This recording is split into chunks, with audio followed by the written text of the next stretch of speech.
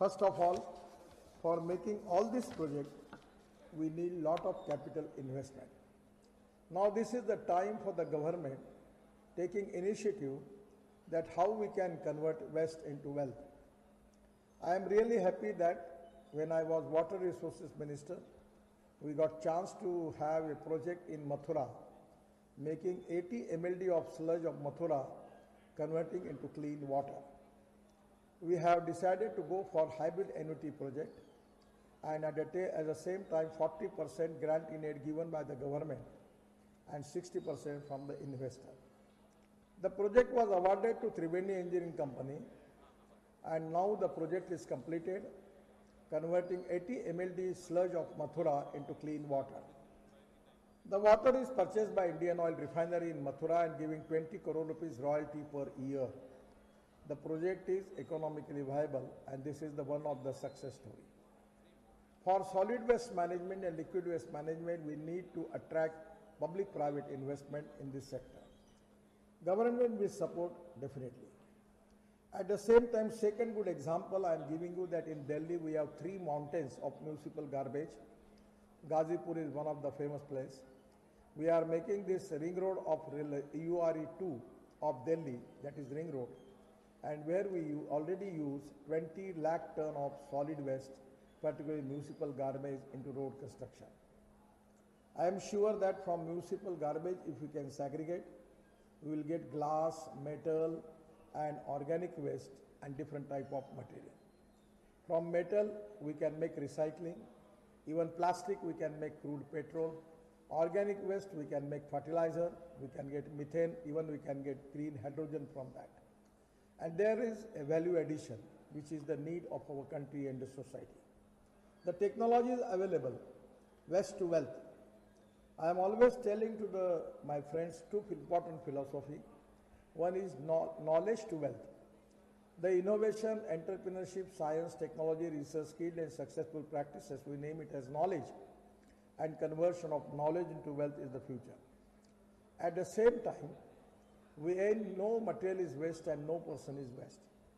It is depending upon the appropriate vision of the leadership, appropriate technology, that we can convert waste into wealth.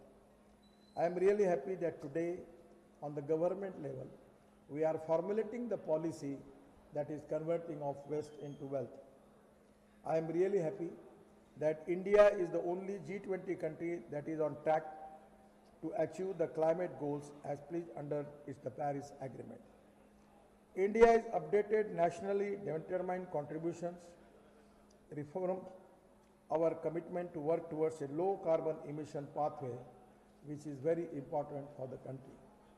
The Indian Railway has targeted to reduce 60 million tons of emissions annually, and it aims to become a net zero carbon emitter by 2030. Our Ministry of Road Transport and Highway is also taking several green initiatives like promoting electric vehicles and alternative fuels, where we are using ethanol, methanol, biodiesel, bio-LNG, bio-CNG, and also hydrogen, green hydrogen and electric. Using bio-bitumen, we are making bio-bitumen from rice straw, the parali, popularly known as parali. And because of burning of parali, we are facing a lot of problem in Delhi. In the western UP, Haryana and Punjab, the farmers are making burning of the parali, that is to be a big problem.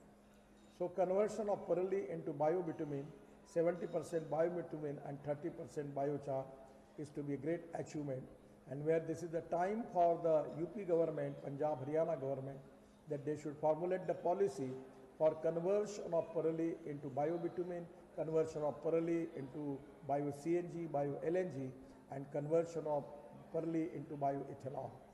This is already possible, the technology is proved.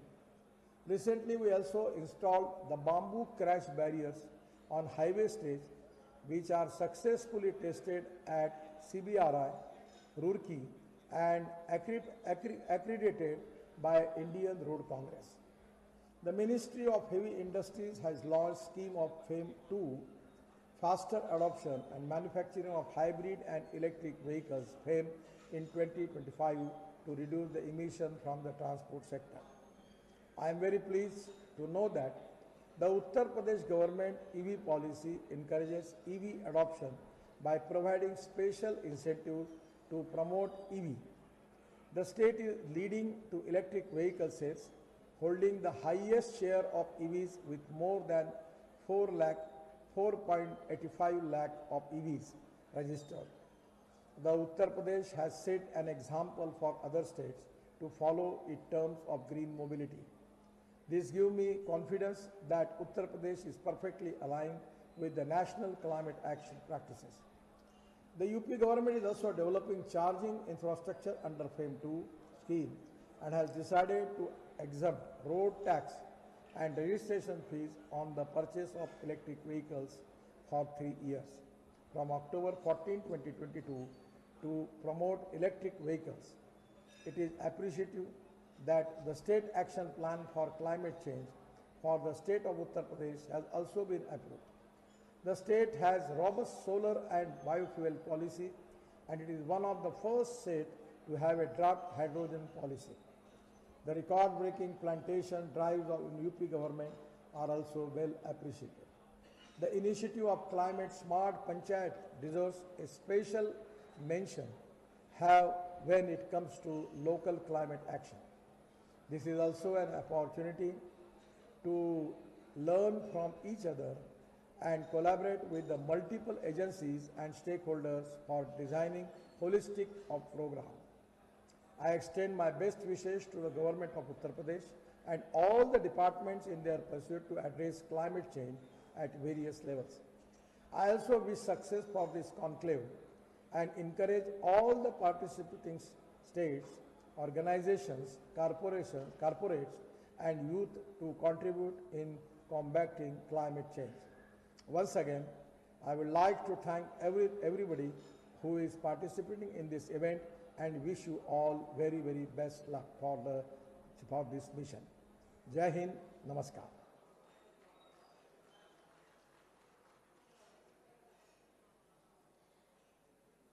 पर्यावरण संरक्षण के लिए जागरूकता फैलाने के लिए बहुत सारे माध्यमों का प्रयोग किया जाता है जिससे जन जागरूकता फैले, और हास्य सबसे बड़ा अंग है। हंसते हुए अगर कोई बात कह दी जाती है तो मुस्कुराहट और हंसी एक ऐसी चीज़ है जो आपके मन को इकट्ठा कर देती है, और आप मुस्कुराते भी हंसते भी हैं और साथ ही साथ सजग भी हो जाते हैं। इसीलिए कुछ टीजर्स का निर्माण किया गया है, मैं चाहूँगी कि वो चलाएं।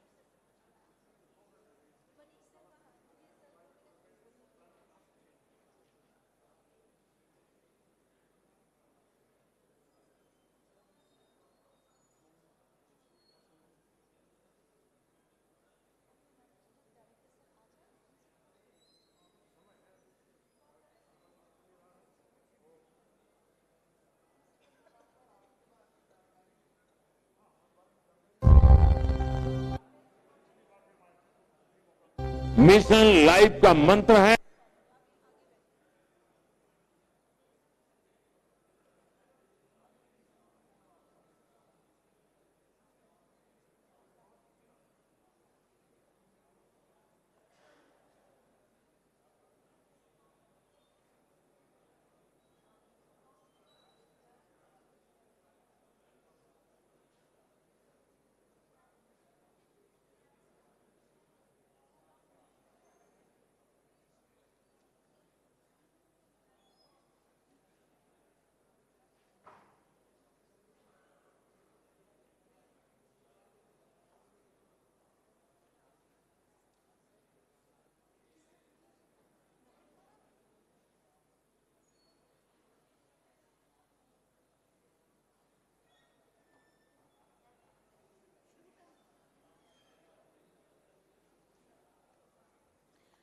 अब हम लोग अपना अंतिम सत्र आज का प्रारंभ करने जा रहे हैं।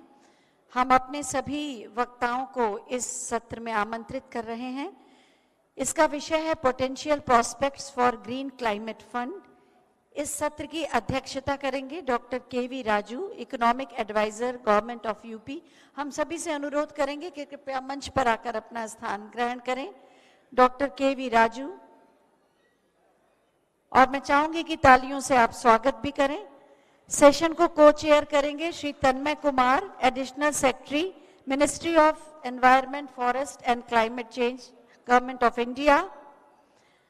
इसके अलावा Shri Ajay Yadav, joint secretary, MNRE, Sushri Anjali Bansal, founding partner, Avaana capital, Shri Naresh Pal Gangwar, additional secretary, ministry of environment, forest and climate change, government of India, Shri Sanjay Seth, vice president and chief executive officer, Griha council, Shri Raman Ahuja, food and agriculture organisation, Shri Pankaj Sindhwani, chief business officer, Tata clean tech capital limited.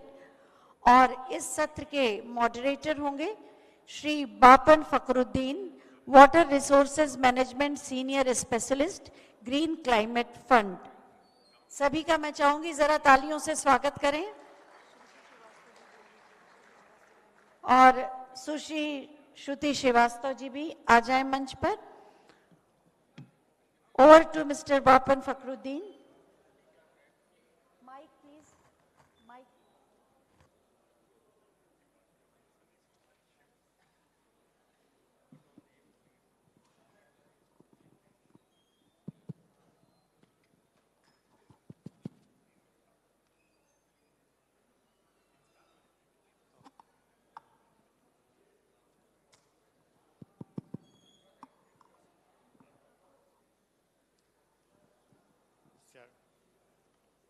So good afternoon, everyone.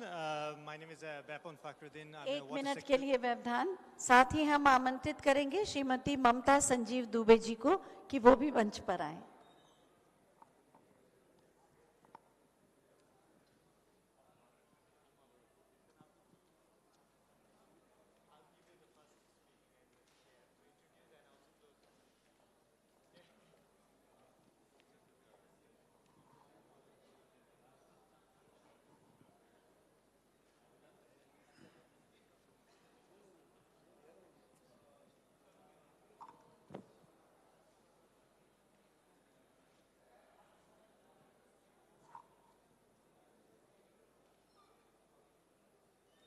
Please continue, sir. Thank you so much, MC. Good afternoon, everyone. We are now at probably the last session, and I know that it's maybe quite a long day for everyone. So we'll be trying to make it concise with our time frame as well as sweet and short. We have a very distinguished speaker for this particular panel session, and we'll be talking about more on the potential prospect of Green Climate Fund again, but also this session will be focusing on more on the, you saw that in the morning actually the way the political environment set up for how actually the lifestyle of environment is actually correlated with climate change, and how this actually provide a quite ecosystem for us to enabling catalyst environment, accelerator, potential green climate transitioning systems, as well as how the new opportunity innovation can actually play within that life cycle. We have a very distinguished speaker today, as well as the session is chaired by Honorable Dr. K.V. Raju, Economic Advisor, Government of UP. Yeah. So I would like to request our session chair today, Dr. K.V. Raju, Economic Advisor, Government of UP, to just introduce as an introductory remark, and then we can actually go directly to the panel session.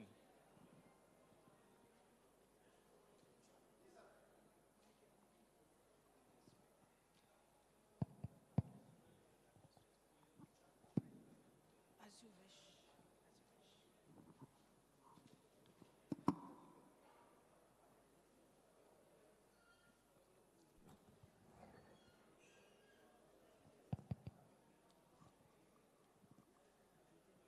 सबको नमस्कार।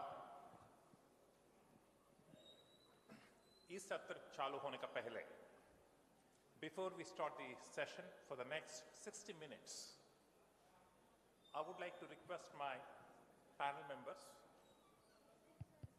to get their thought process on few specific things which would be helpful for the country, specifically for UP. Okay?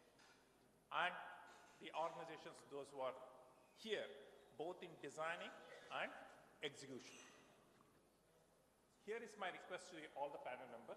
If you can focus your talks, whatever you have. Each of the member is a distinguished speaker. I had an opportunity to hear them in earlier forums, different locations. I'm sure they will definitely do a good, very justice. We are confident in it. Number one, when you mention this, the prospects for Green Climate Fund, please look at this point. One, at what level you're talking about? Is it the national? Is it the specific agroclimatic zone? Is it the district level? This is number one. Number two, the funding source, are you telling us at the global level or a local level or the government level or maybe combination of it? Please focus on this, number two. Number three, before you close, please also tell us, what do you want us to measure? You want us to measure all levels or any specific things? Informal or informal? Formal or informal? Because compensation for ecosystem services, they're measured, but some are not measured. But it doesn't mean that they're not funding it. Last, please provide the global best practices in this country and also in other countries, whether in Africa or in Asia. We have a large number of very good, simple, realistic best practices. Please indicate them. Any state, particularly UP, will definitely like to adopt some of them. So please indicate. For example, can every district have one gram? Okay. Can it be for 100 acres? Any district, in a district, anywhere, absolutely no problem. Anywhere. We have such a large number of districts in this country. In a district, can we have one, like Jalgram? People have different ones. From the forest, from the climate, can we have one village with 100 acres? Big is more, big is better. I'm sure our officers can definitely do it, but we have to design, we have to suggest how it can be done, how people can be facilitated, how they can be participating. There are water users associations, there are tree users associations, there's a resident welfare association. Similarly, one grant. Please think it over. I request one by one, moderator will take care of this. I request all of you can focus this plus any other thing that you like. Thank you very much. Thank you so much, Chair Dr. K.V. Raju, to setting up the scene as well as to provide the boundaries for us actually for this particular session. Now, I'd just like to introduce you Dr. Tanmoy Kumar. He is the co-chair for this particular session, who is the additional secretary for Ministry of Environment and Climate Change.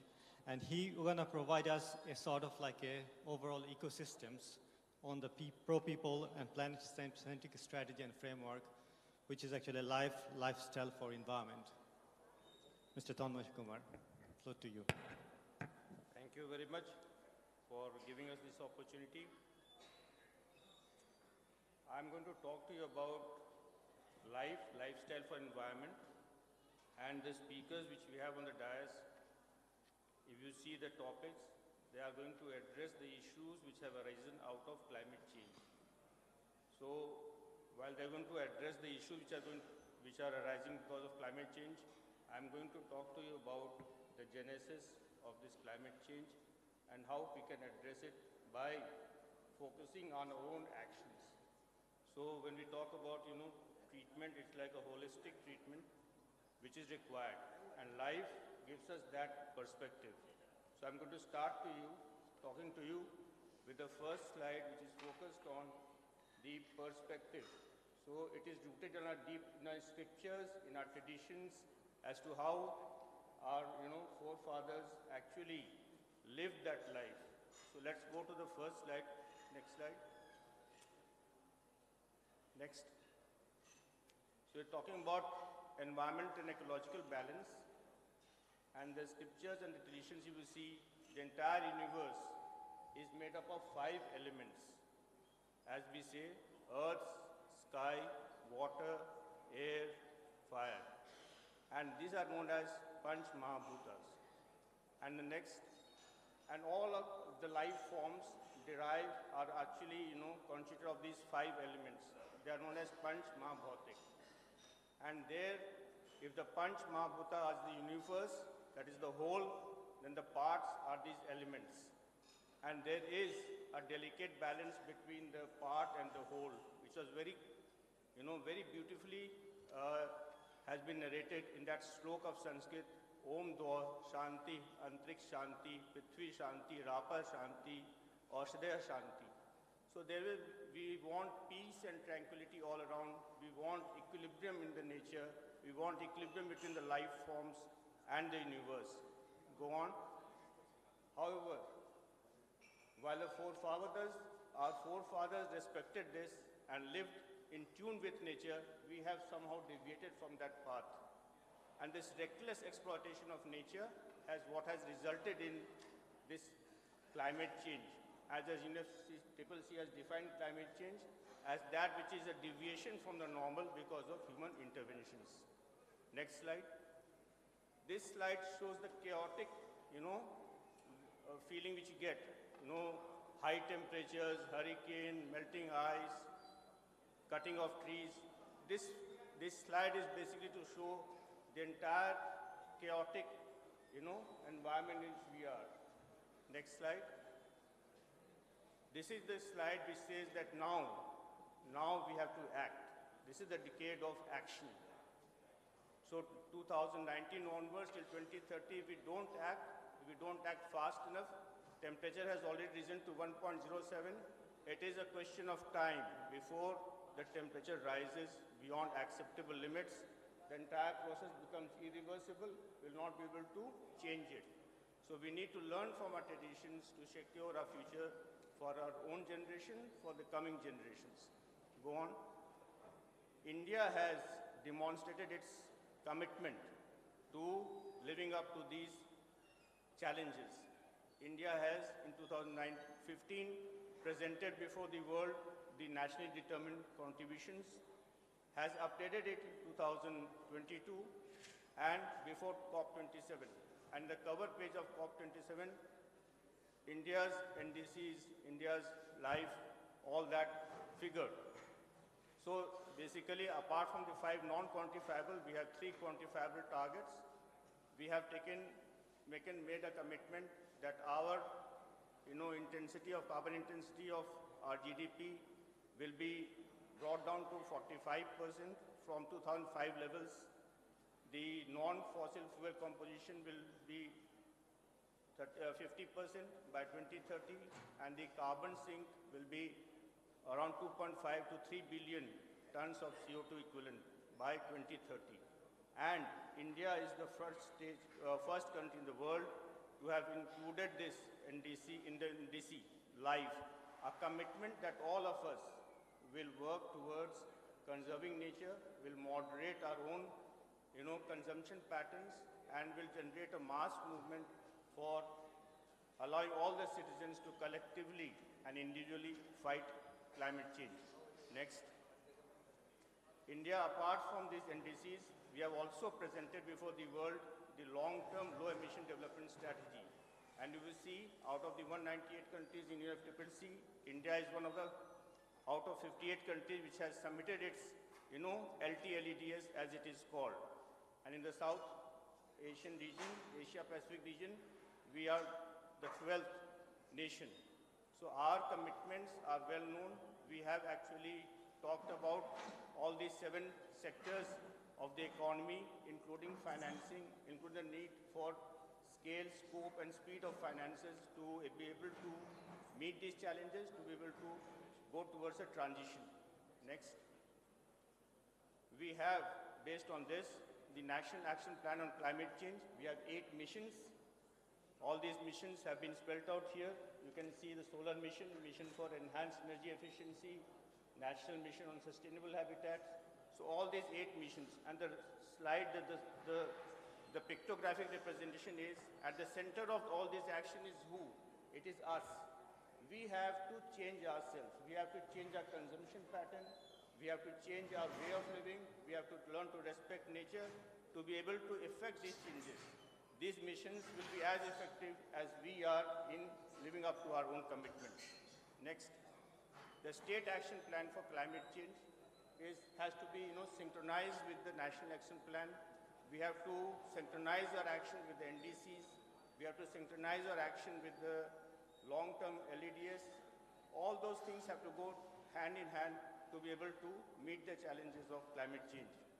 Next, it is with this that Honorable Prime Minister in Glasgow in 2021 gave the mantra of life, lifestyle for environment, where he called about and have highlighted the key words: mindful and deliberate utilization of resources instead of mindless and destructive consumption. We think that we can use, take, consume, throw. The linear economy has destroyed the universe in 200 years, around that much.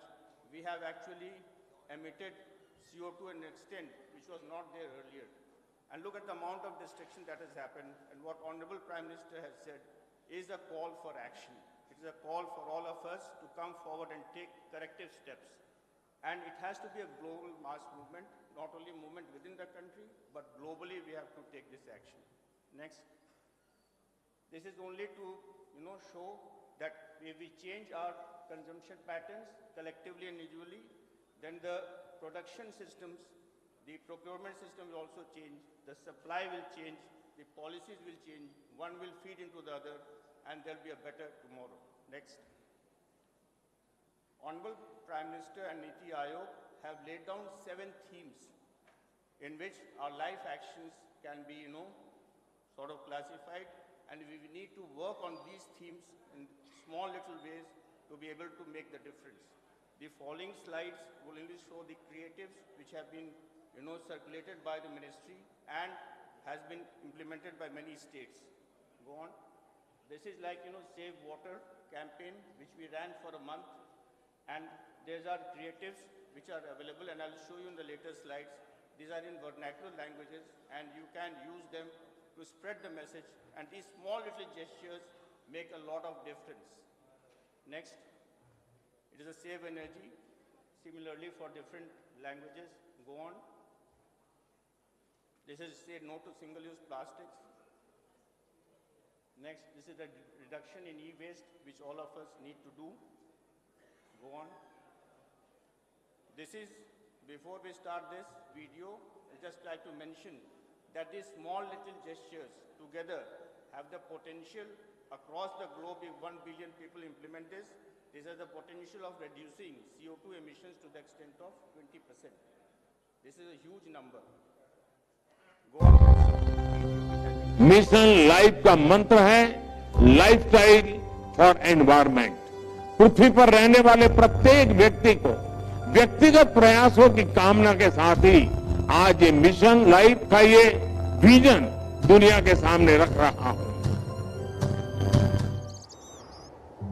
प्रकृति बेटा, पृथ्वी पर तुम्हें क्या करना है तुम्हें पता है ना? मुझे लोगों को प्यार से इंस्पायर और लाइफ के लिए एजुकेट करना है, ताकि वो नेचुरल रिसोर्सेज का उपयोग कर इस पृथ्वी को बचाए रखें। इसमें तुम्हारी मदद करेंगी ये 3 चीजें। पहली, टियारा ऑफ फ्लावर्स, जो तुम्हें हमेशा हैप्पी और एनर्जेटिक रखेंगे। दूसरा, ये बैज ऑफ लाइफ, जो लोगों को पर्यावरण के लिए लाइफ की याद दिलाएगा। जब वे प्रकृति की रक्षा करेंगे तो प्रकृति उनकी रक्षा करेगी। तुम ये बैज उन लोगों को भी दे सकते हो जो हमारे प्लैनेट की बेहतरी के लिए योगदान करते हैं। और तीसरा, ये बैग ऑफ होप, जब भी कोई एनवायरनमेंट को हार्म करे तो तुम इसमें से इको सस्टेनेबल ऑल्टरनेटिव निकाल कर उसे देना। ओके, अब मैं अपने मिशन पर चलती हूँ। है एक जीवन, है एक मिशन, आओ हम सब मिलकर करें पर्यावरण संरक्षण, पर्यावरण संरक्षण। हर पल गाँव और शहर शहर चले इको फ्रेंडली डिस्पोजेबल्स की लहर लहर। कारपूल को अब सब जन अपनाएंगे, अपना शॉपिंग बैग साथ ले जाएंगे। सस्टेनेबल लाइफस्टाइल का है नारा, है ये लक्ष्य हमारा हमारा हमारा। अब हर जन एक पेड़ लगाएगा, पर्यावरण को स्वच्छ बनाएगा। वो सबकी भागीदारी तो खुशियाँ हरदम। पर्यावरण, वन और जलवायु परिवर्तन मंत्रालय, भारत सरकार। Number of states in the cinema theaters, and we continue to do so. We have other films also prepared by the ministry. Go on to the next slide. This is a portal of the ministry.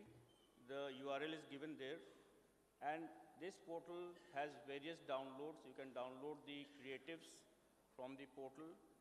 The Prakriti mascot is a fixed symbol over there.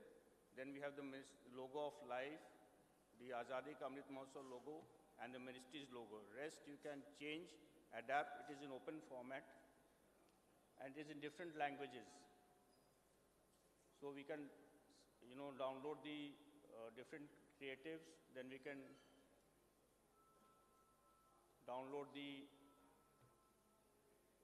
videos also. This was in Malayalam. The videos are also there. You can download them and use them so that, even the media, friends from the media, different colleagues from different state governments can use them. And we have publications also, and we continue to enrich this, portal with valuable contributions from the state governments, from the central government. Go on. Next slide. So what is it that we expect from the colleagues from the different states? We expect all of you to combine, to actually join efforts in creating as many life villages as we can, as many life ULBs as we can, as many life districts as we can. The target is 1 billion people at the end of 22-28. And we have to convert so many life villages. And what are the basic criteria for a life village that we have spelled out? If a Gram Panchayat passes a resolution, 75% of the household adopt these 10 practices, and the clean and green villages which Panchayati Raj has actually pioneered, and they're going to reward the Panchayats also, is all comprising these criteria. So this gets subsumed in their overall scheme of things. Similarly, for the urban local bodies under the Swachh Bharat mission, they are also rewarding the ULBs. You can co-brand that and use this. And then the life districts. Go on. I'll end with this quote from Mahatma Gandhi, which is, very relevant for all of us. We have not inherited, it is a loan from our children. So we have to hand over planet Earth to the children, the next generation, in a better manner. Thank you very much. Thank you. Thank you so much, Sri Chaitanya Kumar, to again remind us actually how we are interconnected and interlinked, our earth, our ocean, our atmosphere, and how important it is actually living a green lifestyle is essential for fostering healthy relationship with the environment. And I hope that the billion village will be able to achieve their life goals. But it also involves making conscious choice that promote energy efficiency and rely on renewable sources of power. And in that regards, some of the innovation that are actually at this moment incubators, such as the potential for the green energy, such as hydro. Outlays 20,000 odd crores, and we are targeting the hard to abate sectors. The sectors like refinery, fertilizers, steel, bulk chemicals. So we are targeting these kind of sectors. Under Green Hydrogen Mission, we have various sub-components. We have component side program, which is strategic intervention for green hydrogen transition, where we would be coming out with a subsidy scheme for incentivizing manufacturing of electrolyzers and production of green hydrogen. There are outlays for pilot projects in mobility, in shipping, and in steel. They are outlay for R&D, especially for electrolyzers. Then there are pilot projects and outlays for hydrogen storage and transportation. So these are the major components of our mission. Almost 70% of the cost of green hydrogen is the cost of renewable energy. So we have taken a number of steps to reduce the cost of renewable energy. We have come out with green open access rules. And then very recently, we have recommended to Ministry of Power to waive off the intra-state transmission charges, which till 2030, for the projects which come up till 2030 for a period of further 25 years. So in my view, green hydrogen is a very promising fuel for the future, and various states, they have huge opportunities for employment generation as well as inviting investments into the states. Thank you. Thank you so much, Mr. Ajay Yadav. That's very encouraging. I'd just like to move now from public to the private sector, actually. There's a good issue you raised, and actually on that perspective, we need to look at actually how the startup business actually could help the innovation and achieving these NDC's goals that are there.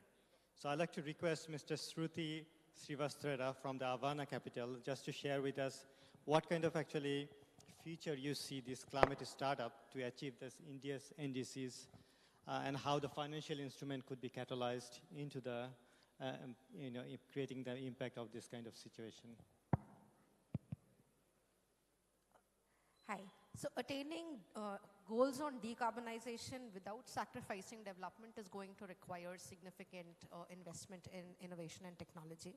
We're going to require new kinds of material innovation as well as process innovation in hard-to-abate industries like cement and steel. We will require better battery technologies to enable faster transition to electric mobility.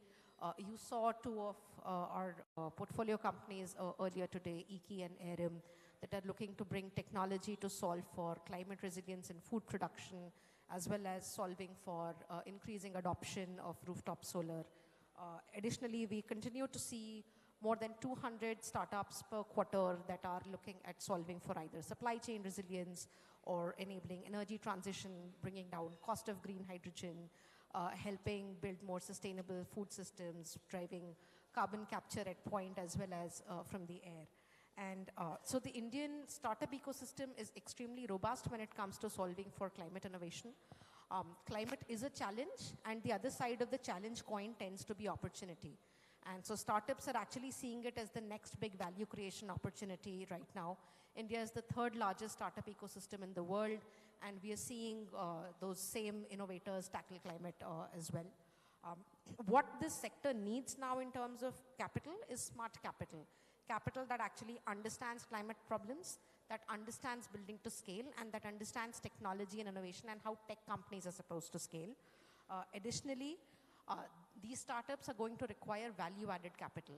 So need support not just in helping them get from blueprint to scale, but also in various steps along the journey. So at Havana, for example, we work with our companies on supporting them on business development, on organization building, on capital planning, on support from policy where required. There is international capital that's coming to India for climate action. Most of it is either on the public sector side or is in large infrastructure projects.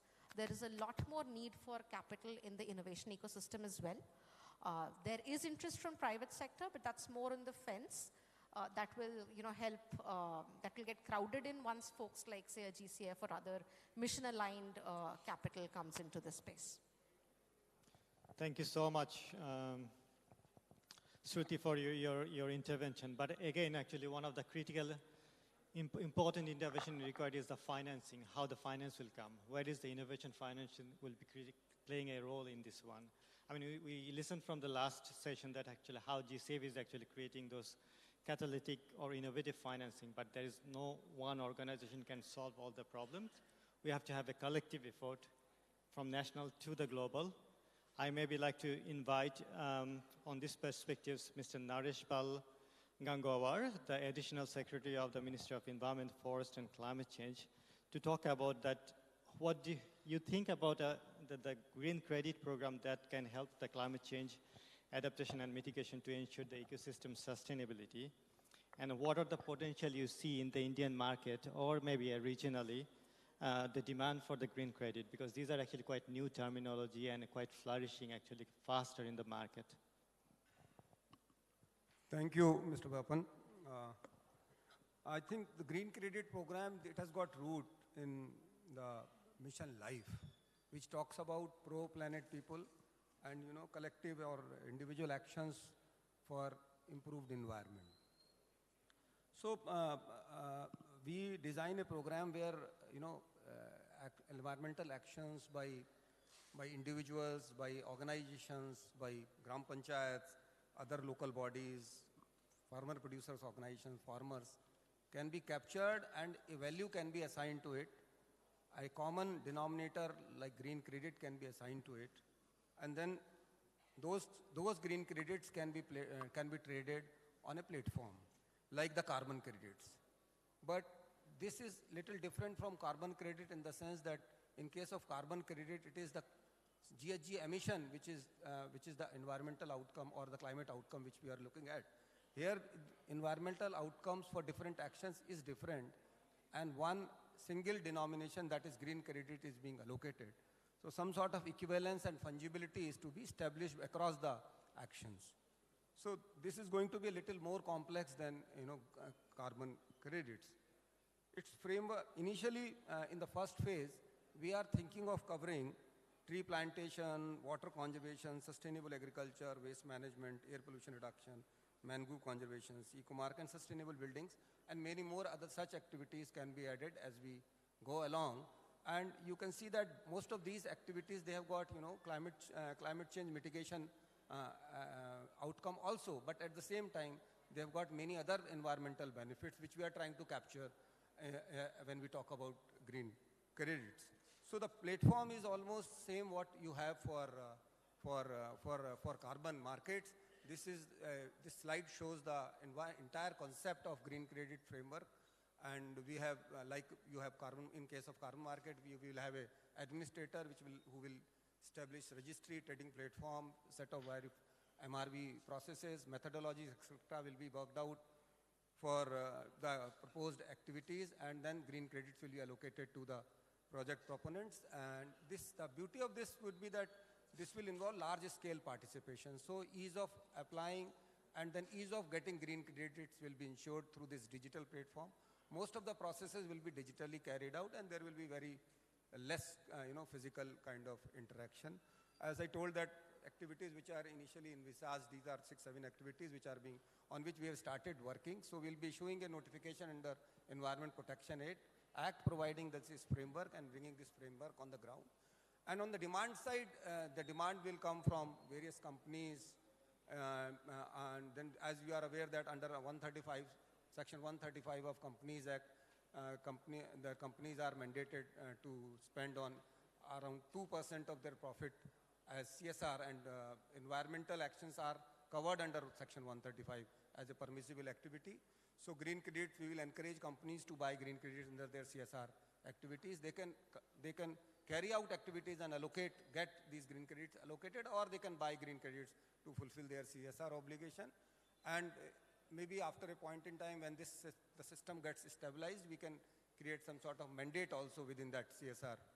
And then under BRSR reporting this under CB regulations, 1,000 companies are mandated to report on certain sustainability aspects of their businesses. So there also purchase and obtaining this green credit can also be included as a mandatory reporting. Apart from that, voluntary purchases as is there for the carbon markets, that also can be included, and then there can be some financial incentives in form of some interest, subventions, etc. can also be thought of. So this is a concept which is just, I think, very new kind of concept. So far, carbon markets have been there for quite some time, and they are very well established also. There have been some talks about, biodiversity credit recently, and in some cases, at some places, water credits, etc. have been worked out on a very smaller scale. But here we are talking about one denomination for all environmental action and trying to establish equivalence and trying to create a common currency for carrying out and for trading on a marketplace. I will end here, and if there are any questions, I will be happy to answer that. Thank you. Thank you so much, Mr. Neeraj Pal. I mean, that's quite a great framework that you shared actually for individual startup and as well as other organizations can look at. But also there are actually various other instruments available in the market, such as bond, green bond, cat bond, climate bond, water bond. There are various names on it. And also there are a lot of carbon financing opportunities also there. I'd like to invite you at this moment Mr. Manoj Singh, who is actually currently working as an additional Chief Secretary, followed by maybe an intervention from Ms. Mamta Sanjeev Dubey. She's also working as a Principal Chief Conservator at the Forest and Head of Forest Government of Uttar Pradesh. So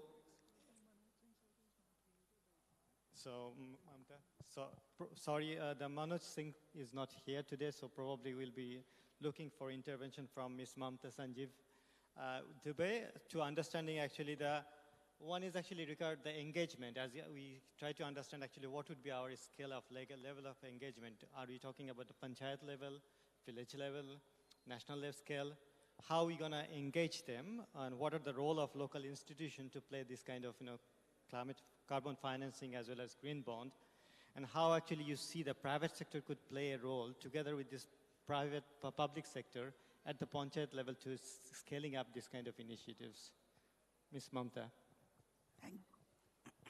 Thank you so much. This session is essentially a continuation of the session that we had previously. But in this session, I'm going to tell you specifically about what we are doing in terms of carbon financing and agroforestry promotion in the panchayats, as well as other mitigating actions that we are taking along with panchayats.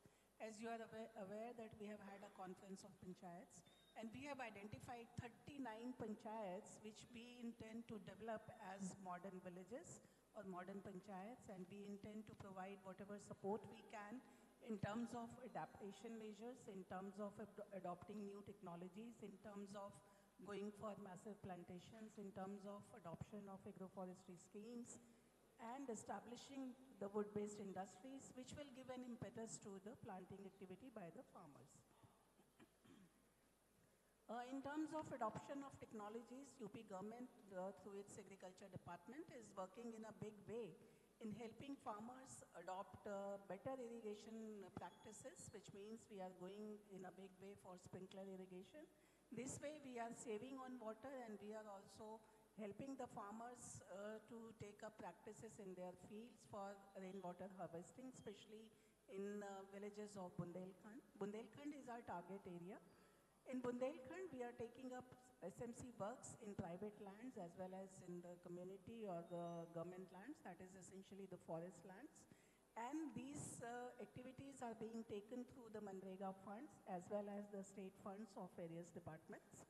Similarly, we are going in a big way, as the Honorable CM also mentioned in the morning, we are going in a big way for organic as well as natural farming.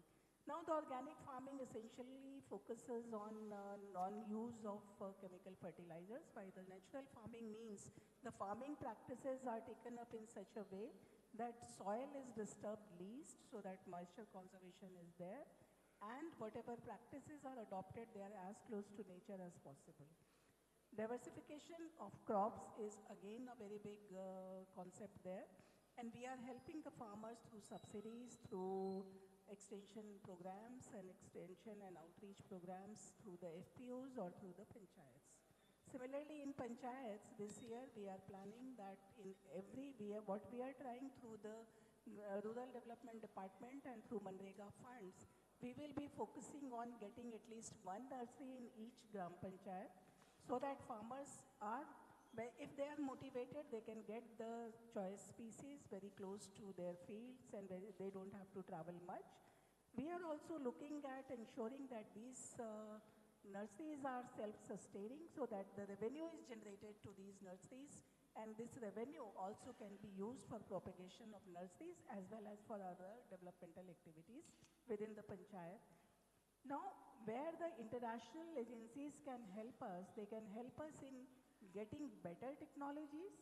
When we talk about wood-based industries or any other industry where they can go for climate adaptation, if these international agencies can help them in getting better technologies to ensure that their working is more climate friendly, the wastage is less, and using the waste in some productive manner.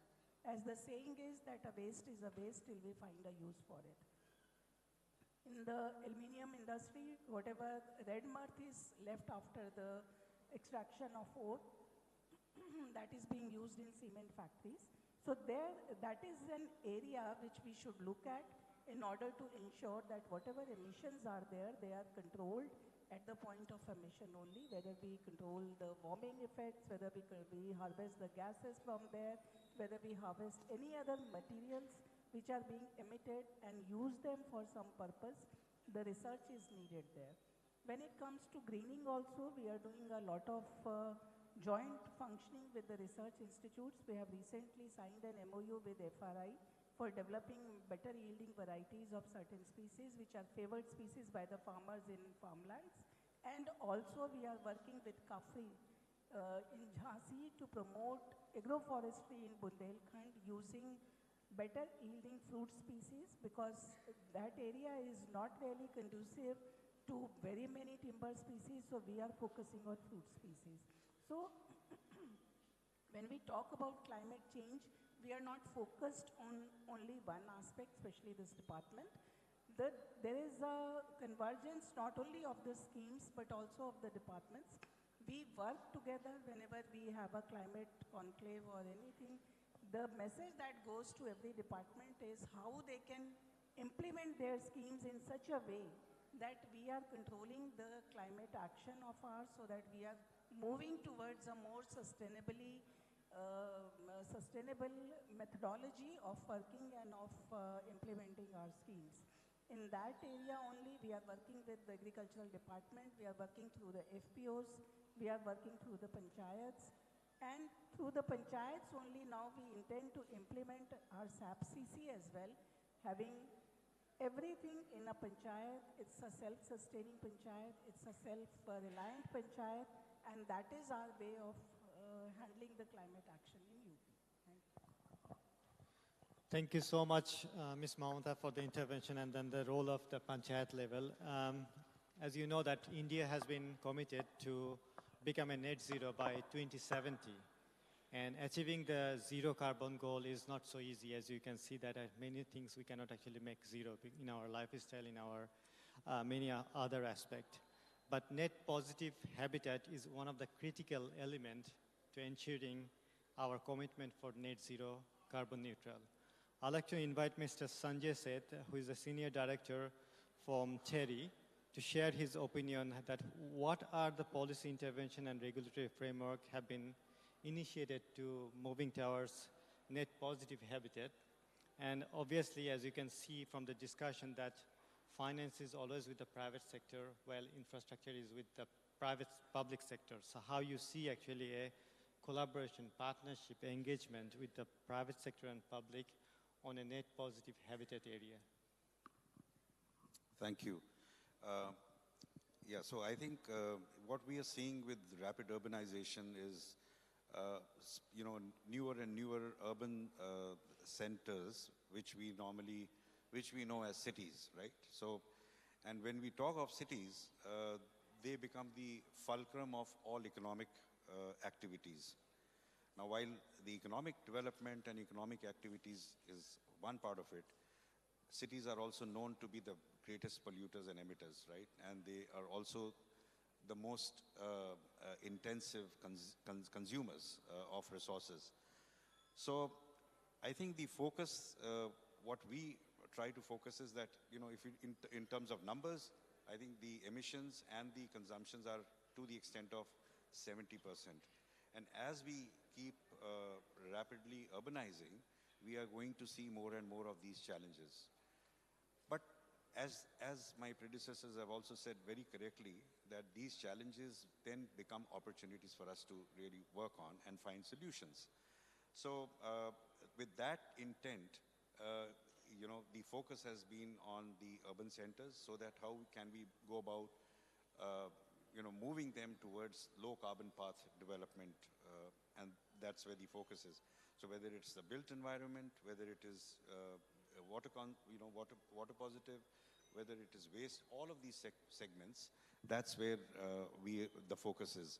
We in TERI work across all segments of the economy, and the idea is to how do we go about making this a low emitter in terms of development. We have, of course, seen that this transition would require a fundamental socio-technical shift in the planning process. Design and governance of these centers, there would need to be a paradigm shift. This obviously would require a lot of investments and also a critical mass in terms of trained manpower to be really going about implementing this. While there are, I think, all my esteemed panelists from the Government of India have very clearly enunciated the various frameworks of policies which exist, whether it's the National Action Plan on Climate Change or the other interventions that are existing. Building codes, for example, there are guidelines of the Ministry of Environment, Forest and Climate Change. And then at the subnational level, there are the state action plans that have been drafted and are under implementation. So the frameworks are there, the policy interventions and the frameworks are there. What we really need is the integration and the implementation in the right earnestness. That's number one. And number two, for all of this, it requires two things: financial resources, and we require trained resources, manpower who understand at the grassroots level as to how to go about, implementing all of this. So obviously there is a lot of stakeholder engagement that is required, coordination together with institutional partners, both from the private sector as well as in the government sector. So I think if we are really, wishing the 2070 pathways for carbon neutral development, there has to be an intensive engagement with the private sector, with the civil society, with the government. I think all of them, they need to play their role so that we can see the shift, that one is aspiring for. While I'm speaking on behalf of TERI, but I also would like to give you a perspective from the GRIHA Council, which is the Green Rating for Integrated Habitat Assessment. We evaluate habitats holistically over its life cycle in terms of its, whether it's waste, whether it is resources, whether it is water, whether it is energy, all of that. And then we evaluate as far as their consumptions and how efficient they are in the use of resources. And we at Katowice in Poland, in the World Urban Forum, launched Decarbonizing Habitat Program. And that goes beyond habitats and resources, also on what the Additional Secretary from the Ministry of Environment, Forest and Climate Change presented on life. And it looks at a number of aspects of life which is integrated within this entire, in this program. So in the interest of time, I could carry on, but I think I should just pause here, and thank you very much. Thank you so much for your intervention. And also you raise actually quite critical issue here, that actually not only habitat, how the habitat actually cross-cutting to the other sector, how the importance of the nexus between the sectors. And as in India, I mean, agriculture is quite important and critical sector for us here in India. And as GCF actually provide quite several instruments to support readiness or pipeline generation. Probably we can just look at actually a little bit on the agriculture sector. We have a representative from FAO, Mr. Raman Ajuja. Would you like to share with us actually the agriculture sector readiness for enhanced climate financing, how you see actually the GCF opportunity in agriculture sector in light with India's UNFCCC commitment, and what are the potential investment you see actually on the agriculture sector in India or engagement by public and private sector? Thanks, Bapon. Several questions. Let me try and address them one by one. I think the first thing I want to say, am I audible to everybody? I know there's some challenge on audio. Okay. So I think we've all heard about the alignment of NDCs with our agriculture sector goals, and specifically within that context, the agroforestry opportunity. I just want to add that during COP27, India, or just around that time, India submitted its long-term low-emission development strategy, and it had 7 transitions. So transition number 6, if I may just read, is enhancement of forest and vegetative cover consistent with socio-economic and ecological considerations. This includes trees outside forests, deployment of the national agroforestry policy, etc. So agriculture sector is very clearly embedded in India's NDCs and its long-term low emission pathway commitment, and that's very key and any monies that are spent in the sector are clearly aligned to India's long-term commitments. Coming to FAO, the organization that I represent, so Food and Agriculture Organization is a specialized agency of the United Nations and leads the international efforts to defeat hunger. It's got 195 members, 194 countries in the European Union, and an annual budget of $3.2 billion, 2/3 of which comes from contributions from member countries. It's also a GCF accredited entity for projects valued up till $250 million. And globally, FAO's GCF budget is $1.2 billion, of which this a little over $1 billion is from projects. So FAO India Country Office, and coming to the chair's point about bringing it local, FAO India Country Office is working very closely with Ministry of Agriculture, Government of India, and Ministry of Environment, Forests and Climate Change to develop a proposal for accessing GCF readiness financing for the 2023 cycle. We anticipate that this should probably go through in the next 8 to 10 weeks. And once this is approved, this will go towards development of high quality concept notes, which is aligned to GCF Objective 4.1. And these will be submitted to GCF via MOFCC.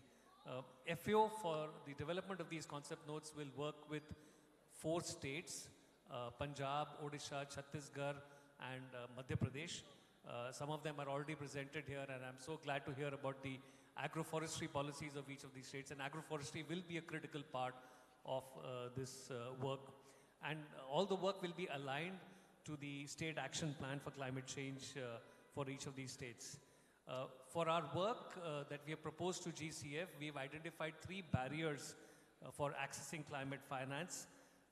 These are fragmentation in planning and monitoring climate action in the agriculture sector at the state level. Again, the solution is linked to Objective 2.2. Limited experience in accessing climate finance, and we've heard that as a recurring theme since the morning. And limited private sector engagement for climate action in the agriculture sector. This is linked to Objective 2.4 of the GCF readiness. So as part of the readiness proposal execution, we'll be engaged with each of the 4 state governments, with ICR institutes, with civil society, with producers, with cooperatives and collectives, and with private sector. We will use existing research on climate models along with FAO research tools, and to come up with possible pathways for climate investment. So we anticipate this to come through in the next 8 to 10 weeks. Now, specifically on what are the potential investment opportunities in this sector. So agroforestry is and has been identified as one among the strategies to create the additional carbon sink of 2.5 to 3 billion metric ton. Forest Survey of India in a study indicates that agroforestry is the second most cost-effective investment after restoration of open forests to deliver the additional carbon sink. So this is literally giving you more bang for the money that will get invested. Some estimates that were reported in India's third BUR indicated India would need about $206 billion. This is at 2014-15 prices between 2015 and 2030 for implementing adaptation actions in agriculture, forestry, fisheries, water resources and ecosystem, etc. Additionally, there are estimates that indicate India will have to invest about $8 billion every year until 2030 to achieve the pledge of creating the additional carbon sink of 2.5 to 3 billion. So there's a lot of money, and it's the limitation is how soon we can design these projects and how soon we can access the funding, whether it's GCF or any other international financial resource. I would like to add that Ministry of Agriculture, and this we heard from the Honorable UPCM in the morning, Ministry of Agriculture announced the creation of National Mission on Natural Farming, and agroforestry is a critical strategy as part of the whole natural farming approach. And in the central government budget, there is money allocated under RKVY scheme for agroforestry. So there is a significant investment opportunity. It's about where the monies will come from. The numbers are huge, and I think a lot of work needs to be done in ensuring that there is capacity development to access and to design investment programs and then to access the money. Thank you so much for your intervention. I think you can see actually there's so much opportunity in the agriculture, but then there is also quite success story in the energy sector. But before we invite the good case study, I can see actually Mr. Manoj Singh, he's actually present in the audience. I'd like to invite him actually to come and join with us as a panelist. Thank you so much for joining with us. But just before going to the energy sector, maybe I can actually again raise a question to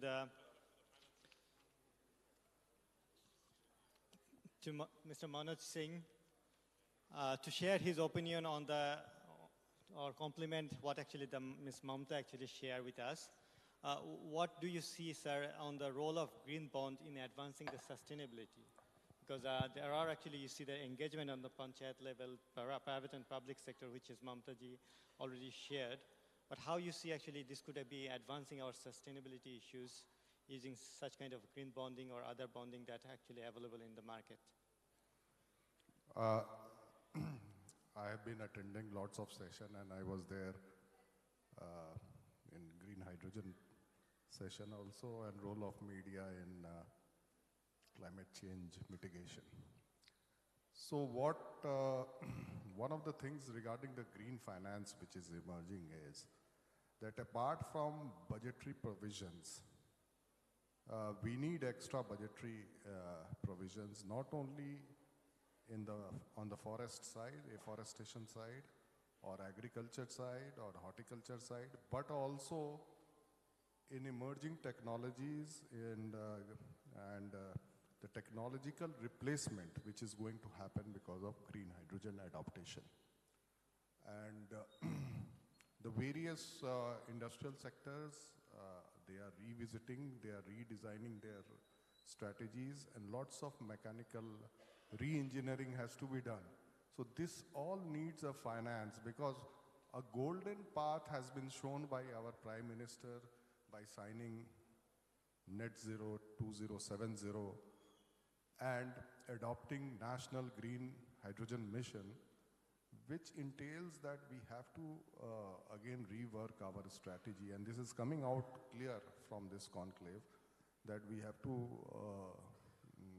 not only at the national level, but at the sub-national level, the government has to revisit its finance department and try to promote and incentivize these things as far as industrial sector is concerned. And for localizing this whole efforts to the village level, again, the existing schemes of government, Manrega and all, they have to clearly earmark themselves. We have a very good earmarking at the state level when we do budgeting. The finance department does a budgeting. We earmark for 20% of the fund for special component plans. Similarly, green finance should also be earmarked. This is also coming up by this conclave, and this has to be done. And our institution at national level, even RBI has to have certain kind of incentivization for green finance so that plenty of new things which are emerging could be adopted, and soon we could meet this mitigation target. That is what. Thank you so much for this intervention, which is quite significant. Now, I'll just like to maybe go back to our some success story from the solar rooftop project that has been engaged with a blended financing through the Tata Cleantech. We have today the Chief Business Officer from Tata Cleantech, Mr. Pankaj Sindhuwani. Would you like to share actually what lessons actually you have learned through the GCF project with the blended financing facilities from GCF and other DFI, and how we can actually do much better? Because we already listened actually last session that in the energy sector you are actually quite promising to enhancing your target. But how can we do better? How can we do different? What are the more innovation we could actually bring into the market as a blended financing? Sure. Thank you, Vapan. Namaskar. You know, talking of opportunities and challenges, it reminds me of a famous quote by former chairman of Hindustan Unilever, Mr. Ashok Ganguly. He had quipped, India is a land of mouth-watering opportunities and eye-watering challenges. So, you know, we started this journey almost 10 years back when we formed Tata Cleantech. We got this facility from Green Climate Fund in 2019. And our biggest learning from this program has been that, you know, there is so much that can be done only if we reimagine, rethink the role of development financial institutions, multilateral institutions. And I'll give you an example of solar rooftop. When we started this journey, there were hardly any lenders lending to solar rooftop. In fact, there were only a couple of lenders, and market was really starved of commercial capital for solar rooftop. So at that point in time, we came together and conceived of this blended finance facility where 100 million came in from GCF, 100 million came from Tata Cleantech, 50 million came from private developers, and we are now creating a $250 million worth of solar rooftop finance assets. Now, if you look at the role of GCF here, basically we are trying to leverage the scarce public capital, which is 100 million, right? 100 million, with 100 million, we've been able to create $250 million of solar rooftop facility. How do we make sure that we are able to leverage it much more, right? So what if we could leverage it 8 times, 10 times, 12 times? So this $250 million facility solved one problem, which was cost of capital. So at that point in time, the typical cost for solar rooftop finance was very high, and because of this blended finance facility, we were able to bring down the costs by almost 200 basis points. But if you look at the other aspect, which is today, if you look at India's energy consumption, 40% is consumed by industry. And within industries, 48% is consumed by SMEs. And there we've hardly seen solar rooftop getting adopted because they are not able to access rooftop finance. And the reasons are that they are perceived to be much riskier segment. There is lack of bankable projects, there is lack of formal credit rating system. So they are one segment which, despite consuming a large part of electricity, are deprived of capital to be able to switch to green or switch to solar energy. So what if we are able to transition ourselves from solving the problem of cost of finance to access to finance, right?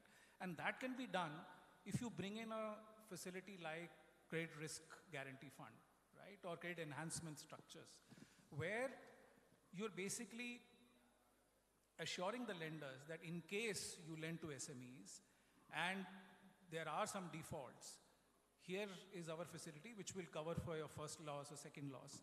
And I think that will make much better use of a multilateral money or development financial institution money. And we've seen those examples in many cases wherever See, over a period of time, once these structures evolve, once the markets become mature, private sector anyway participates. I'll give you an example for utility scale solar. We've already set up almost 50 gigawatt facility. 200,000 crore has already gone in, and most of it is coming from private sector. And the reason is the payment security mechanism is so strong, the contractual framework is so strong, which tomorrow can happen for other segments also. But till such time that it happens, can we bring in credit enhancement structures? Can we bring in risk guarantee products? These instruments can handle the private sector capital or the other institutions till such time that these markets mature, and that could be a fantastic way to use public finance. The other example is, how do you develop the ecosystem? How do you work with the governments to make sure the payment security mechanisms are attuned to the needs of all the stakeholders? How do you make sure that the policy framework is more sustainable and more predictable? How do you make sure that the ecosystem, for instance, in solar rooftop, can we look at building the capacity of financial institutions? Can we look at the creation of secondary market for solar rooftop systems? So all of these, which are enabling provisions, will go a long way in making sure that private sector comes in, you are able to crowd in private sector investments, and that, in my view, would be the best usage of public finance. Thank you. Thank you so much for your intervention and how actually we can do differently. So now the floor is open for our panelists. As you can hear from the first speaker on the lifestyle for our environment, and that's actually quite critical message that actually the keynote speaker provided us. Actually, if we really want to think about the climate change as well as how we change our lifestyle, because the things are quite emerging, and it has actually quite cascading and compounding impact in our life, because you are looking at actually from hour to century, and within that actually you have several climate stressor or climate hazard actually increasing frequently, like flooding, cyclone, all sort of things. And then it has a multi-dimensional effect. So you're looking at from national to the local level, you're looking actually from hour to century, and you're looking actually cross-sectoral from all the sectors, and how actually they interplay, interlinked, and transboundary relationship is quite creating a complex situation. So things need to be changed from our personal level, as an individual level. We need to think differently, change our positive lifestyle so that actually we can love ourselves, we love our family, we love our environment, so that actually you can feel them within your things. So whenever anything in negativity, it will actually give you a quite awareness to react positively. So I maybe like to invite anyone has any question, comments, or lessons learned like to share or ask any question to our panelists. Yes, Maheshir.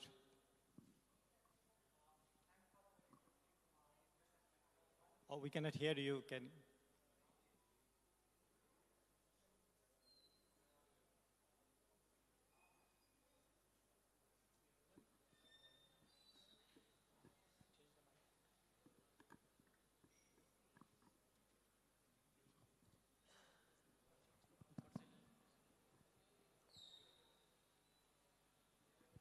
Thanks to all the panel members for very interesting insights.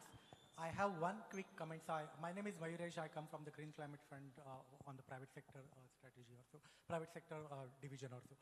I have one quick comment in response to what Mr. Pankaj has said just now. So GCF does offer de-risking instrument. We have guarantee as a product, and after, in fact, the learnings with NABARD Tata Cleantech transaction, in the SAARC region, we have worked with another country where GCF's 9 million partial credit guarantee has unlocked 45 million loans for solar rooftop for a more difficult macroeconomic environment country also. So more happy to chat with anyone bilaterally on that, but thanks for pointing out that kind of opportunities.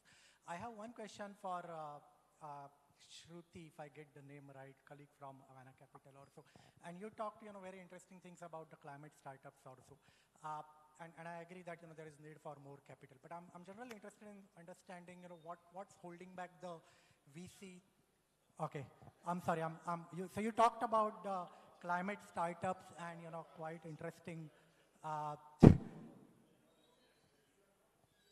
Okay. Okay. So I have a question for Shruti, and this is for the investment in climate startups. And you talked, very rightly about, the capital not coming in also. I'm generally interested in understanding what's holding back the VC investment in, or, the true take VC investment into climate startup. Because generally the India startup story, the India technological ability story is generally well bought across the world. Your voice is ricocheting. Okay. Please come on the dais and then speak so that we can... Okay, thanks for that opportunity. So my question is, are you able to hear me? Okay, are you able to hear me now? Okay, thanks, and thanks for that solution.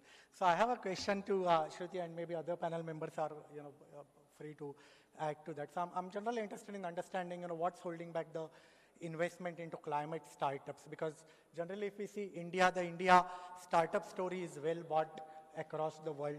If we see the India technological ability, those are well demonstrated across the world. So is it like, the success rate of climate startup is lower than other startup? Is that the business models are not considered viable, sustainable, or so what is it that's the problem that's holding back? Thank you, and thanks for this.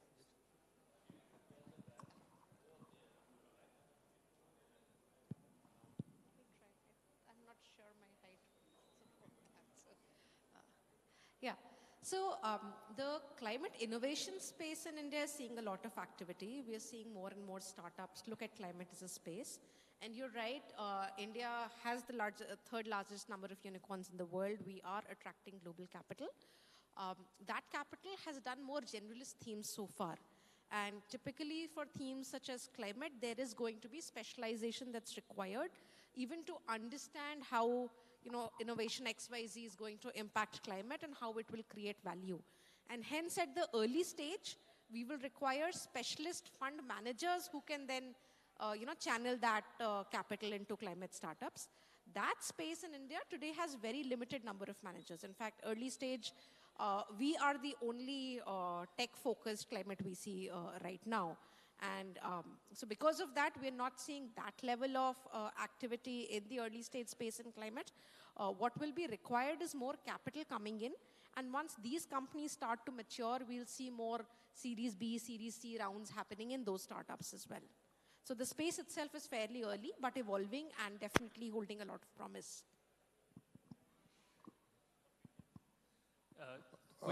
My one question is from Pankaj Sidhwani. Sorry, just a quick added response to that question.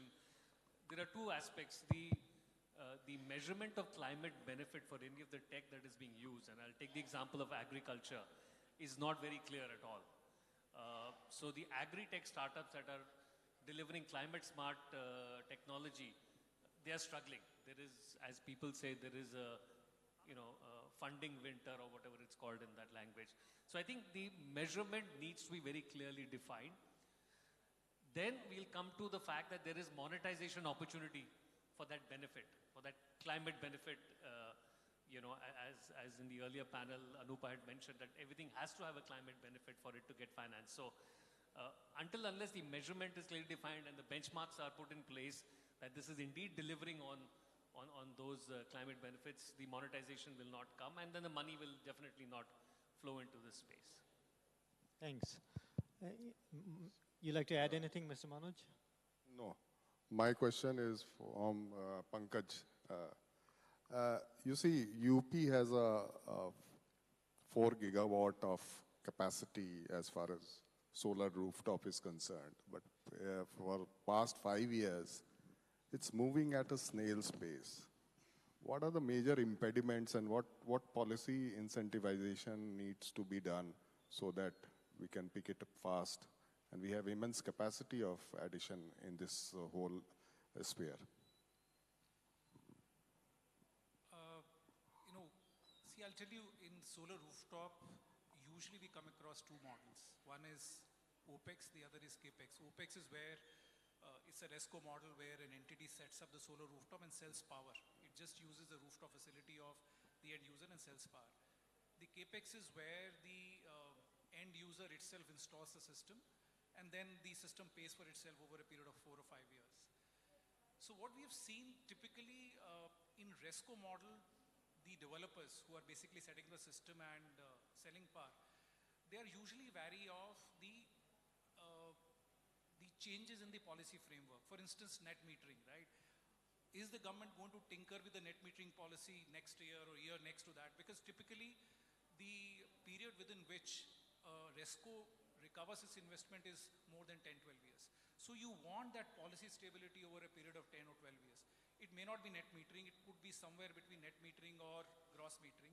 But so long as there is a certainty and developer can underwrite and understand that risk, I think RESCO model can develop very well, and lenders will also be more than keen to finance that. So that is about RESCO. As far as the capex market is concerned, there I think it's a question of accessibility of finance. A lot of SMEs do want to go for, and it is also a question of awareness, to be very honest. So I think the best way to do is to get the corporates as sponsors of these programs. For instance, there is Tata Motors, so there is Mahindra, and say they have a large presence in Uttar Pradesh. They have a whole lot of supply chain ecosystem here. So they can begin with greening their supply chains. You can ask them to make sure that the SMEs or the distributors or the vendors supplying to them should make sure that they become green. So with their kind of sponsorship, one, the SMEs feel encouraged. They have some certainty of the business coming through from these sponsors.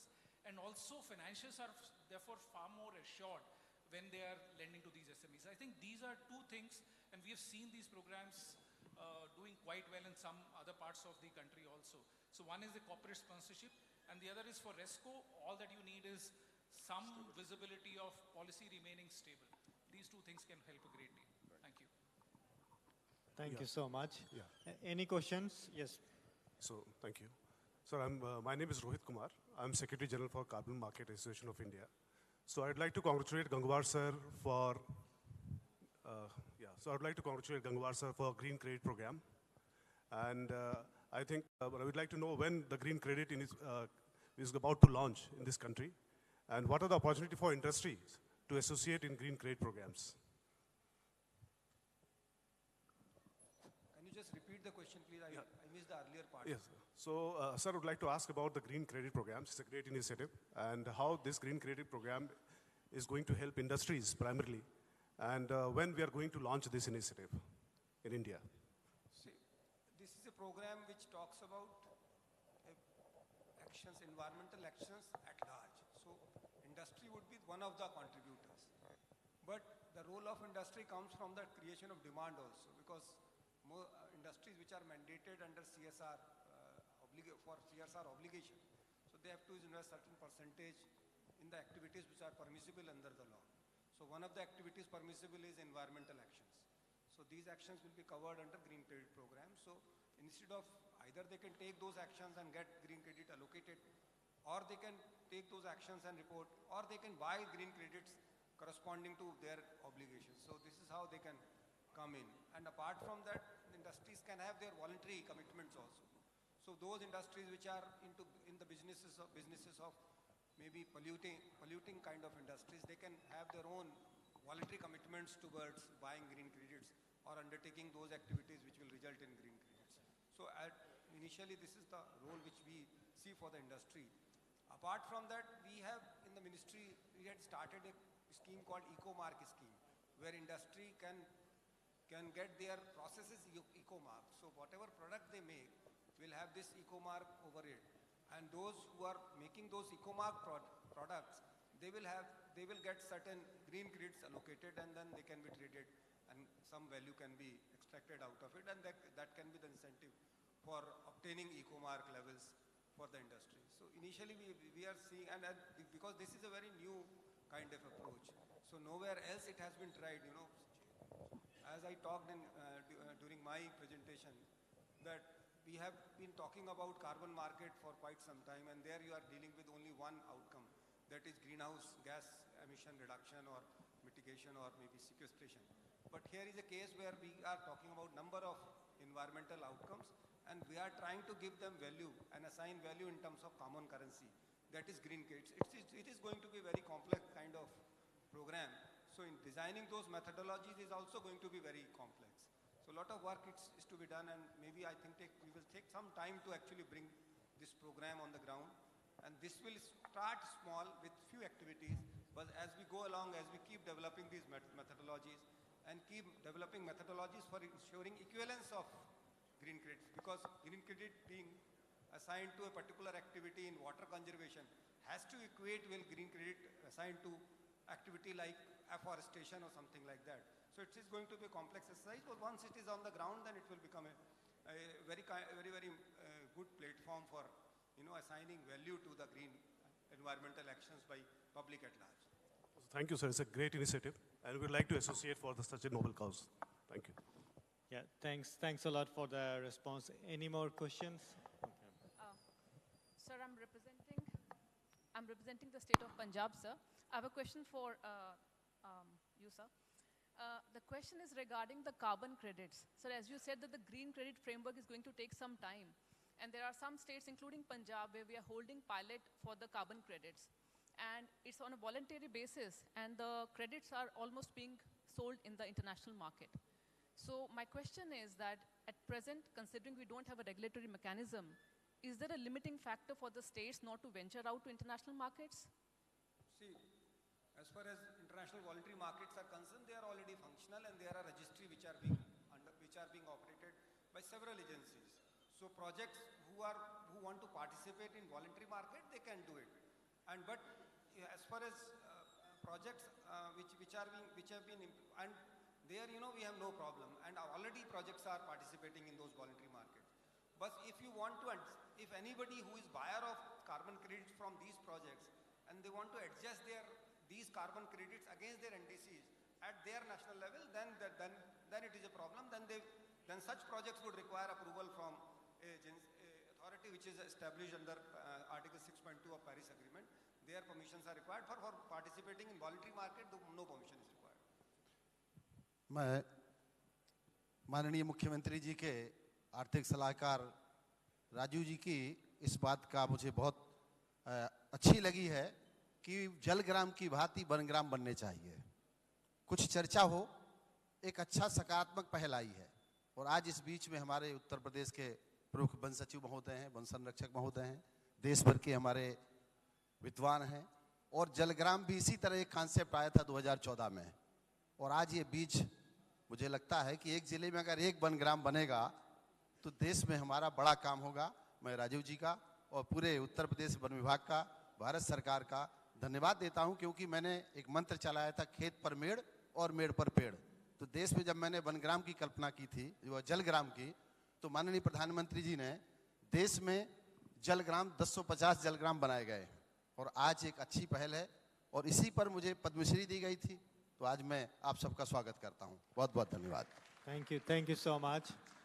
Any more question?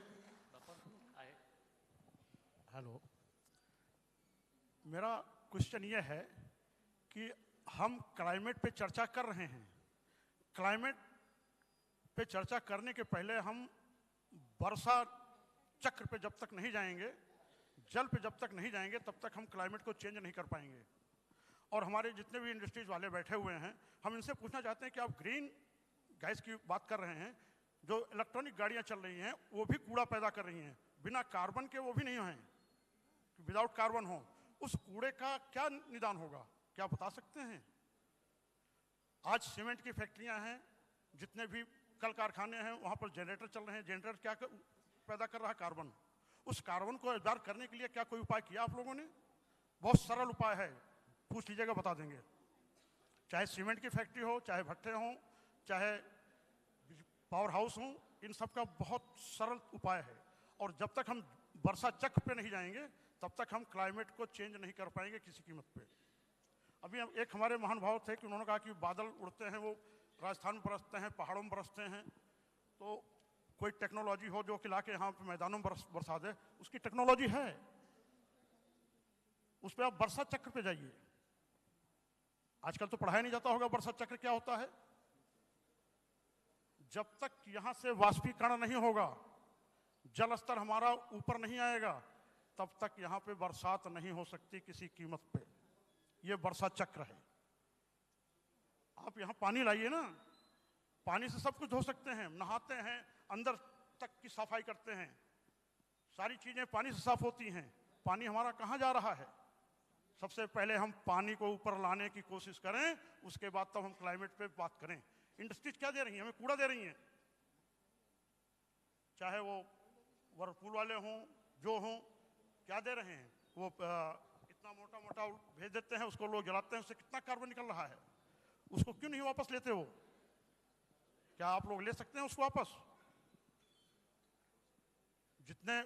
जितने packaging वाले हैं, कूड़ा भेज रहे हैं हमारे घरों में, कूड़ा, क्या उस पैकेजिंग को वापस लेंगे?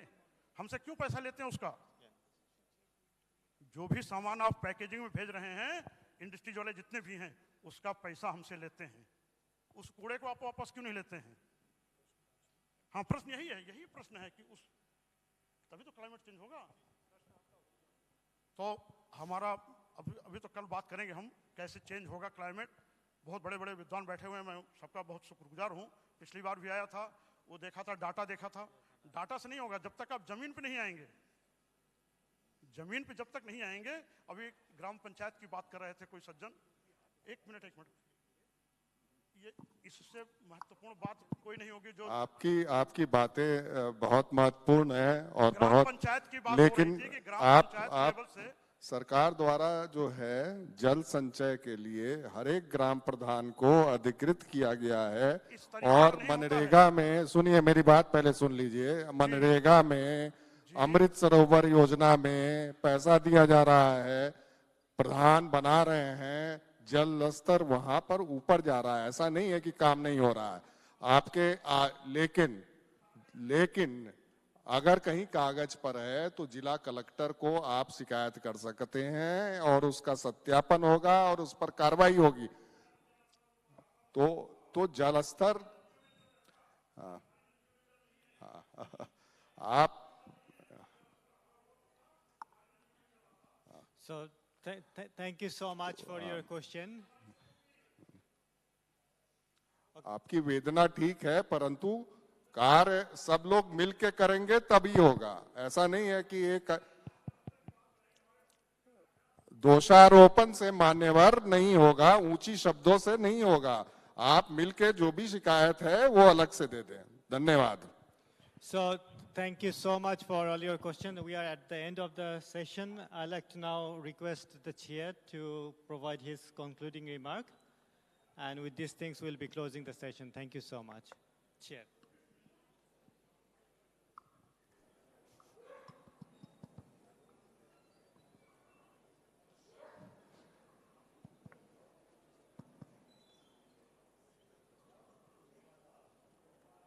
सभी पैनल मेंबर्स को मैं धन्यवाद अर्पित करना चाहता हूँ। सबसे पहले I think we had an interesting presentation on the holistic view of the lifestyle for environment by Shri Tanmay Kumar ji. ये थे very pleasant and focused slides, very pictorial and very easy to understand more. I'm really anxious to thank Mr. Tanmay for this, placed with the video. The second one came up on the hydrogen mission, which is an emerging scenario in India now. I'm really thankful to Mr. Ajay Yadav for elaborating that on where we are going, on the very much on the lines of Honorable Prime Minister's suggestions. It's very thing. It's also echoed by our ACS, Mr. Manoj Singh ji. Incentivizing the hydrogen mission is very important. I think that's where we should be looking at various levels. We have a couple of presentations made on the financing, on the climate financing, both by Anjali Bansal, we're extremely thankful, but also elaborated by Mr. Raman Anuja from FAO, quite elaborative. It's good to see that we're already there both at the state and the district levels. That's very interesting. And he also underlined that agroforestry is most cost effective, which many of the agroeconomic studies across the country has demonstrated over the years.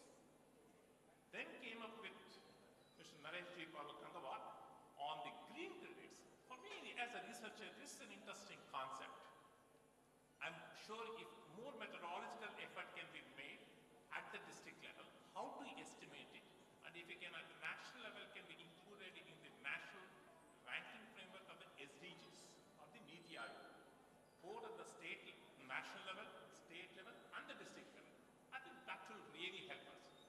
Thank you very much for innovating methodology on the green credits. More work would be really useful. Another interesting dimension came from Srimati Mamta Dubeji. It's so heartening to see what many of you are asking for, actual ground level work, which she elaborated on 39 gram panchayats. It will be very interesting to see for us how it unfolds, how each of the 39 case studies can be done, carried out a case studies both in Hindi and English, but also local languages, so that it can be circulated in a PDF format on all the concerned websites. I think that will be more useful. She also mentioned how government schemes like Manrega and other schemes can be used for the planting and on the agroforestry. I think that's very interesting convergence opportunities that we have, including organic farming, very much underlined on that one. Mr. Sanjay shared an interesting thing on we need to shift on the human attitude. That's very much essential. And laced with that is a capacity building, what is more essential. Without that, it's not going to go forward. I'm extremely thankful to Mr. Sanjay Sheth for his elaborate details. Then comes with Mr. Pankaj Sindhwani. It's very interesting to see that GCF solar rooftop project and moving into the bigger targets. But then that came up with a very good reaction from our Manoj Singh. Why is UP slowing down or going in a snail pace? And definitely how can it be possible? But that's going to be one more thing. A small question there. While the more older projects as running at a unit level of 19 rupees, 18 rupees, 12 rupees, 5 rupees, 6 rupees, but the new emerging technology is coming up at 1 rupee 99 paisa or 2 rupees. That's going to be a business competition and business conflict for those who have made it spread out for a longer returns. But then in reality, it's coming up at a smaller price. But it's not going to be easy to find out. Anyway, that's interesting dimension that's emerging up. Thank you very much for the very patientful, very committed audience sitting even at 5:45. All the best. Thank you very much. बहुत बहुत धन्यवाद आप सभी का बहुमूल्य चर्चा के लिए। और अब बारी है स्मृति चिन्ह प्रदान करने की। मैं श्री आशीष तिवारी, सचिव पर्यावरण, वन एवं जलवायु परिवर्तन, तथा श्री राम कुमार, एडिशनल PCCF से अनुरोध करती हूं कि वो मंच पर आएं और हमारे सभी वक्ताओं को स्मृति चिन्ह प्रदान करें। सबसे पहले इस सत्र की अध्यक्षता कर रहे डॉक्टर KV राजू जी को दें।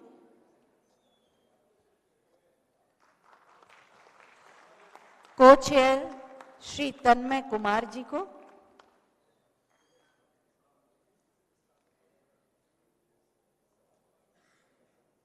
को चेयर श्री तन्मय कुमार जी को,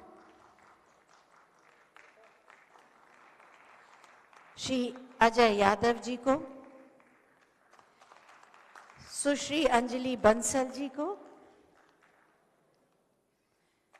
श्री नरेश पाल गंगवार जी को,